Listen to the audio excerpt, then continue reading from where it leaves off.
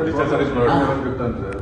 మనం లాస్ట్ మనం విజువల్ చూసినామా, వాడు మనం ఇండిపెండెంట్ వాడు 15 కోట్ల కంపెనీ ఉమేష్ వాడు మన 5 ఏళ్ళ క్రితం నథింగ్ వాడు 5,000 రూపాయలు 5,000 కోట్ల మంచి కంపెనీ వాడు.